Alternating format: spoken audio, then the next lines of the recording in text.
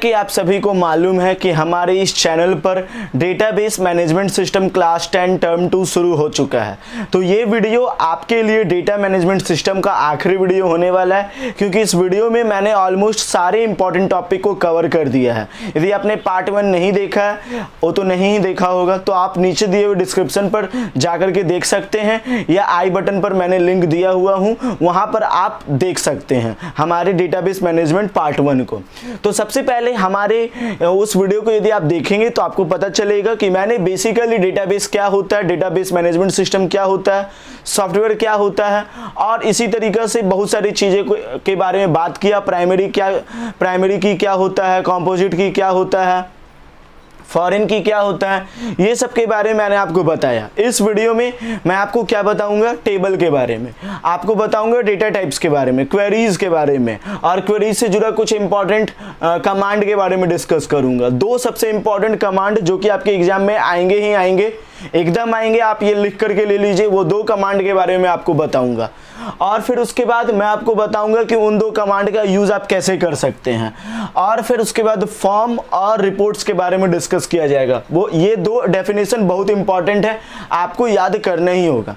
तो चलिए शुरू करते सबसे पहले टेबल से। ये डेटाबेस ऑब्जेक्ट्स होता है, यानी डेटाबेस में जो कुछ भी होता है ये उसी का नाम है। सबसे पहला टेबल। टेबल क्या होता है? A set of data elements that is organized using a model of vertical column and horizontal rows।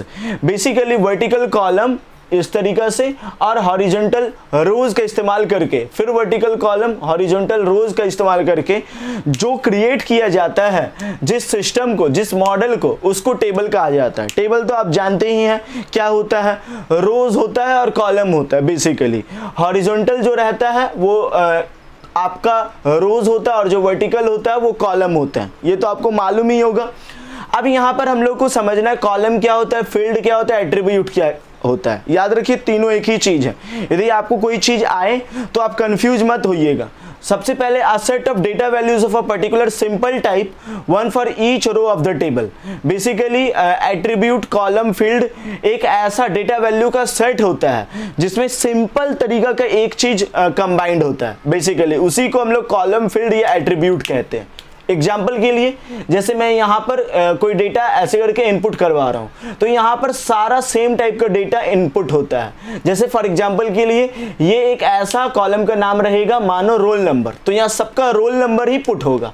जैसे ये यहाँ पर आपको नहीं दिख रहा होगा, मैं यहाँ पर बनाता हूँ। जैसे ये हो गया हम लोग का कॉलम, तो यहाँ पर रोल नंबर, यहाँ पर क्लास, यहाँ पर सब्जेक्ट, तो यहाँ पर सेम टाइप का वैल्यू एंटर होता है। ये जो सेम टाइप का वैल्यू एंटर होता है इसी को हम लोग कॉलम कहते हैं। उम्मीद है आपको समझ में आ रहा होगा।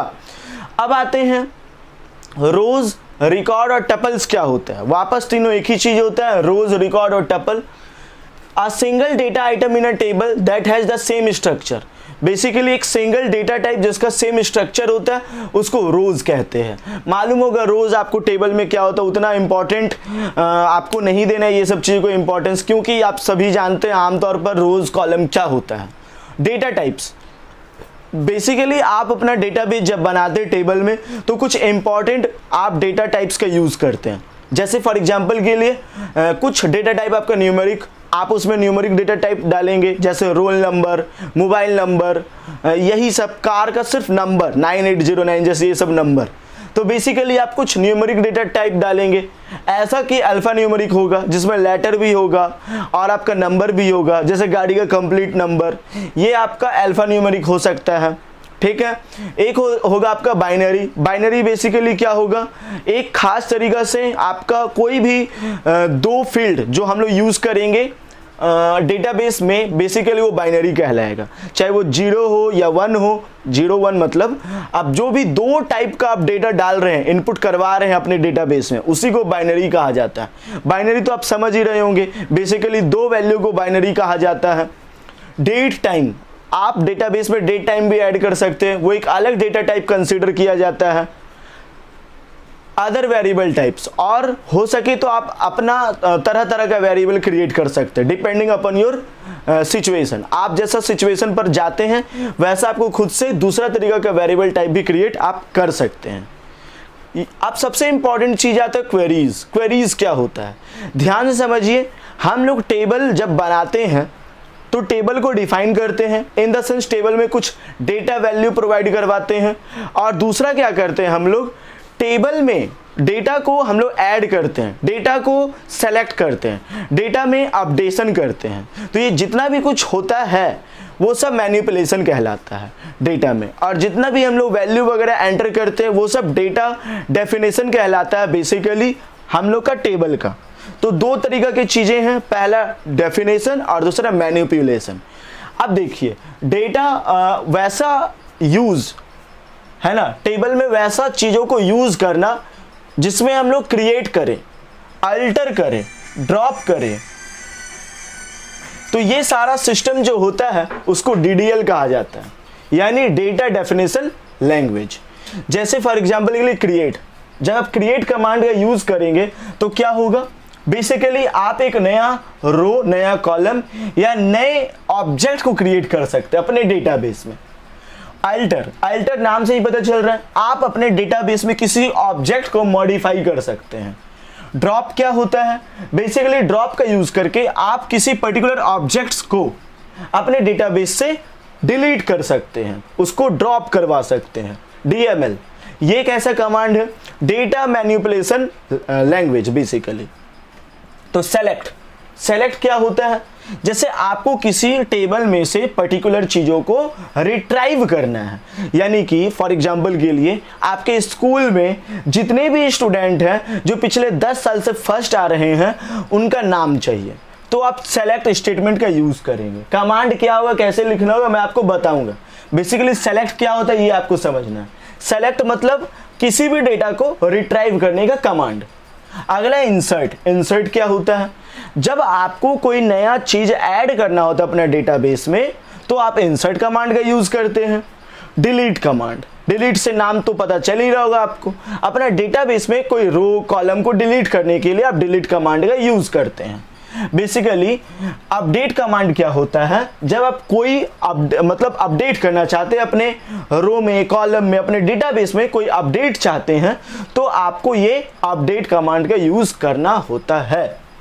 अब हम लोग क्या करेंगे, दो सबसे इंपॉर्टेंट कमांड पढ़ेंगे, एक सेलेक्ट कमांड, एक अपडेट कमांड। यकीन मानिए ये सेलेक्ट कमांड और अपडेट कमांड में से क्वेश्चन बहुत आते हैं, तो आपको ये प्रैक्टिस करना होगा।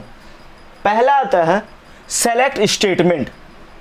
ये क्या होता है, मैंने आपको शुरू में ही बताया, आपको एक या एक से ज्यादा कॉलम में से कोई भी डेटा को यदि रिट्राइव करना है तो आपको सेलेक्ट स्टेटमेंट का यूज करना है।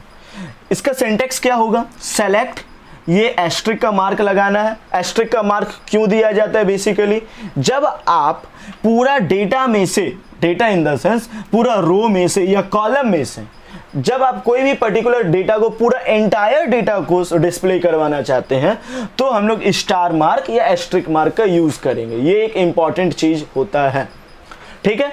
सेलेक्ट स्टार या एस्ट्रिक फ्रॉम टेबल नेम, और एक आपका होगा सेमीकोलन, जिससे कि आपका स्टेटमेंट टर्मिनेट होगा, ठीक है। एग्जाम्पल मान लेते हैं आप अपना स्टूडेंट टेबल बनाए हैं, let suppose this is the table which is called student by name, और आप इस टेबल में से एक स्टूडेंट जिसका नाम है लुकेश, आप उसको रिट्राइव करना चाहते हो, उसको सेलेक्ट करना चाहते हैं। तो बेसिकली आप क्या करेंगे, सेलेक्ट लुकेश जब आप करेंगे तो उसके सारे इंफॉर्मेशन को आप सेलेक्ट करना चाहते हैं, इसीलिए मैं यहां पर स्टार मार्क लगाया हूं। सेलेक्ट फ्रॉम टेबल नेम, यहां टेबल नेम लिखा जाएगा, स्टूडेंट। फ्रॉम एक कीवर्ड है, आप ऐसे समझ सकते हैं।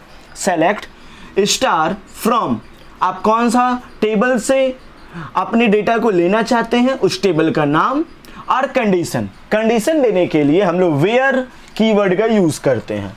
Where name is equal to Lukesh, और फिर ये नाम जो होगा कोटेशन मार्क में होगा, फिर कॉलन लगा करके खत्म करेंगे, सॉरी सेमीकोलन लगा करके अपने स्टेटमेंट को टर्मिनेट करेंगे।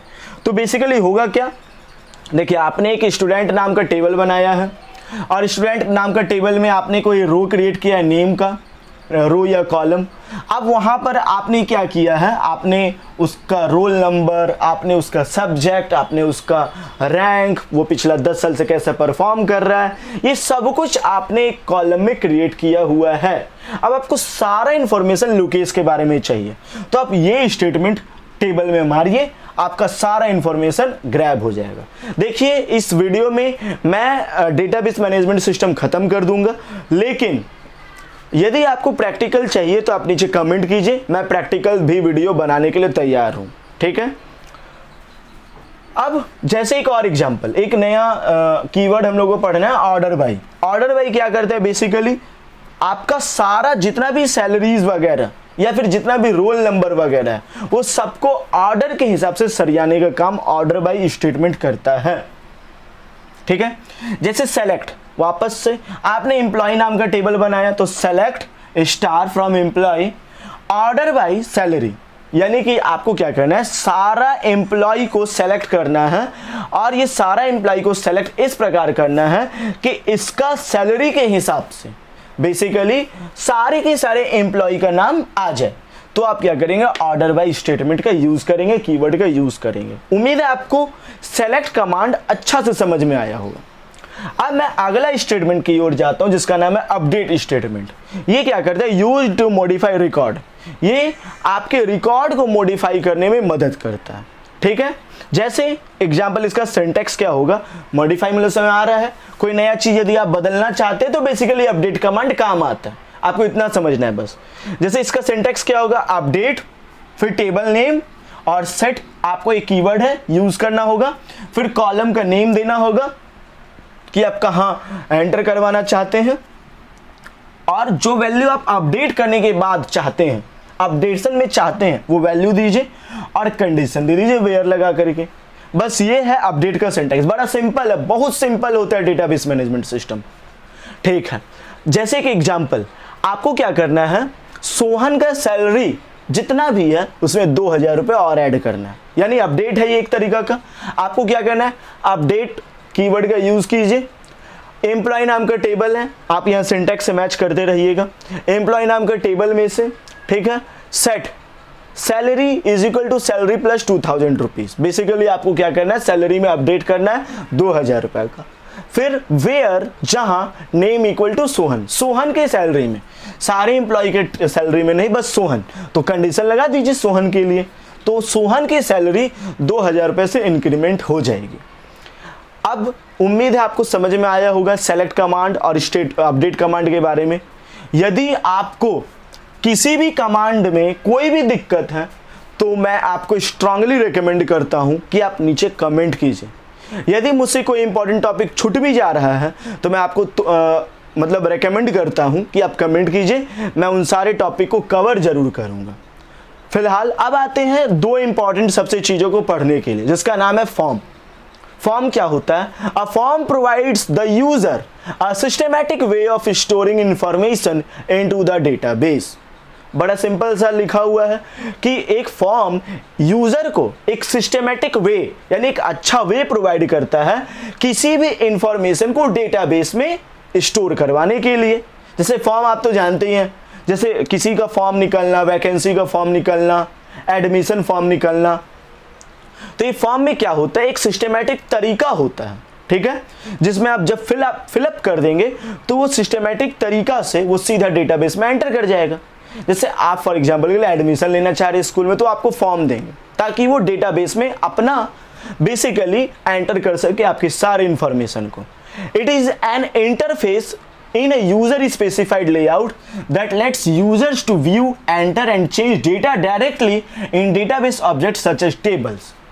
फिर क्या होगा, जैसे फॉर एग्जाम्पल के लिए आपने फॉर्म भर करके दिया, वो सीधा अपना डेटाबेस में चढ़ा लेंगे और उस फॉर्म का यूज करके वो सीधा डेटाबेस के मदद से, डेटाबेस मैनेजमेंट सिस्टम सॉफ्टवेयर की मदद से वो सीधा आपके डेटाबेस ऑब्जेक्ट्स को चेंज कर सकते हैं। जैसे आप यदि क्लास 7 में एडमिशन लिए तो वो सीधा आपके डेटाबेस का यूज करके जो आपने फॉर्म दिया उसके मदद से वो फ्यूचर में जब आप 8 क्लास में जाइएगा तो वो डेटा को बड़े आसानी से चेंज कर सकते हैं, मैनिपुलेट कर सकते हैं। तो फॉर्म समझ में आ गया आपको, बहुत इंपॉर्टेंट है ये, आ सकता है। रिपोर्ट्स क्या होता है? A report helps to display the data in a summarized manner. यानी कि रिपोर्ट मतलब होता है, जैसे फॉर एग्जांपल के लिए मेरी कंपनी पिछले 10 साल में कैसा परफॉर्म कर रही है, इस चीज को शो करने के लिए एक रिपोर्ट तैयार करो। तो रिपोर्ट क्या करेगा? सारे इंपॉर्टेंट चीजों को बड़ा आसानी से अच्छा से शो करेगा। ठीक है। It is use to generate the overall work outcome in a clear format. ये सारे वर्क को एक क्लियर फॉर्मेट में आउटकम यानी उसके रिजल्ट्स को शो करेगा, जो कि रिपोर्ट के बारे में सबसे अच्छी बात है। तो उम्मीद है आपको रिपोर्ट समझ में आया, फॉर्म समझ में आया, दो इंपॉर्टेंट सबसे टर्म है। इसी के साथ आपका डेटाबेस मैनेजमेंट सिस्टम कंप्लीट होता है। बहुत सारा प्रैक्टिकल मैंने आपको नहीं बताया है, मैंने पहले ही बता दिया, जैसे कि टेबल कैसे क्रिएट होता है कंप्यूटर में, डेटाबेस कैसे क्रिएट होता है, बहुत कुछ मैंने प्रैक्टिकल आपको कुछ भी नहीं बताया है, सिर्फ थ्योरेटिकल है चीज़ें। यदि आपको प्रैक्टिकल जानना है, I strongly recommend you to comment on my YouTube video so that I can upload all the relevant video related to practical of database management system in my YouTube channel. इसीलिए आप comment कीजिए यदि आपको practical चाहिए तो, नहीं तो आपके ये थ्योरी से ही काम चल जाएगा। तो यदि आपको ये वीडियो अच्छा लगा है तो हमारे YouTube चैनल को सब्सक्राइब कीजिए, इस वीडियो को लाइक कीजिए, शेयर कीजिए अपने तमाम दोस्तों के साथ। Thanks for watching this video.